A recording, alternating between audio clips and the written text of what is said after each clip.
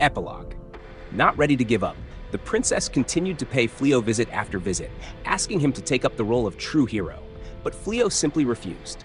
Her passionate words did reach him eventually, however, and in the end he caved and let her know that if there was ever something she needed, he would do his best to help. The princess was so happy that she was moved to tears.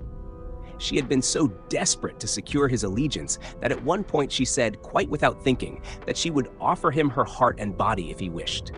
"You scum," Rise growled. "Lusting after a married man, are you?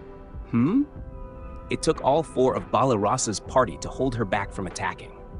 The golden-haired hero and Suya, having been arrested, were sent off to the castle, but they broke free en route and vanished to gods know where.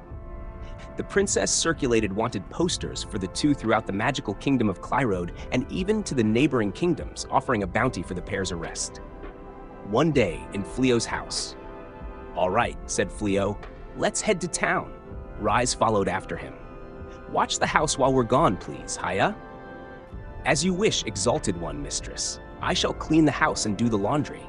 I will also stand guard while you are away." Haya saw them off as they left. As they passed through the pasture, they happened upon Balirasa and Baileri. Balirasa was riding on a horse monster. When they saw Flio and Rise, they cheerfully approached. "Oh, are you on your way out?" said Balirasa. "Have a good one," said Baileri. "Hey, see you around." Blossom came over from the nearby garden. She had also noticed Flio and Rise leaving. Flio looked at everyone who had come to see them off. "Good work, everyone," he said. "Since we're heading out, is there anything you need from the city?" "There's no need to bother with that," said Balirasa. "It would be disrespectful to push our errands off on the master of the house." Baileri and Blossom nodded, but Flio said, "There's really no need to stand on ceremony. At least let me get you some souvenirs. Isn't there anything you want?" No. Balirasa shook her head. "It would really be discourteous." "If you won't tell us what you want for a souvenir," said Rise, smiling mischievously, "then no dinner for you tonight. How about that?" "What?"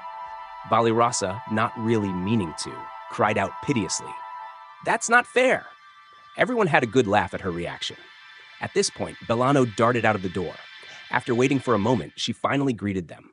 "I need to go to school," she said before pausing once more. "Can I come with you too?" With Bellano now in the mix, the group continued to chat for a while. Flio and Rise looked happily at the other four. "It seems like our family grew quite large at some point," remarked Flio. "That's quite all right, my love," said Rise. "It's nothing we can't handle with your omni-capable Rise in command. But, more importantly," she suddenly blushed red and began to fidget. "I want to have a child with you soon." She closed her eyes tight. Flio leaned over to kiss his wife on the lips, though he was self-conscious in front of the other four. Balirasa's gang did their best to give the two a little privacy, and deliberately looked away, for which Flio was very grateful. The two continued to embrace and kiss one another for some time, locking their bodies together under the clear sky. Saiba watched them from the window, making snuffling noises.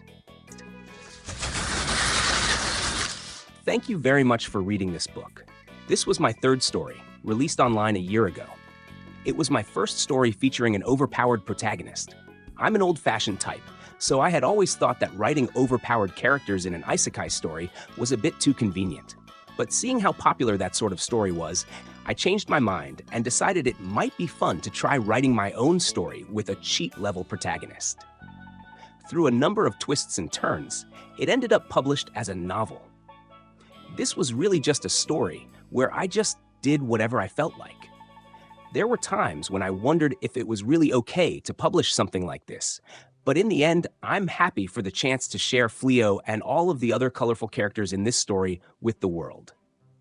The web version continues quite a bit further past this point, but I suppose the novel version of Flio and Friends are still continuing on their way.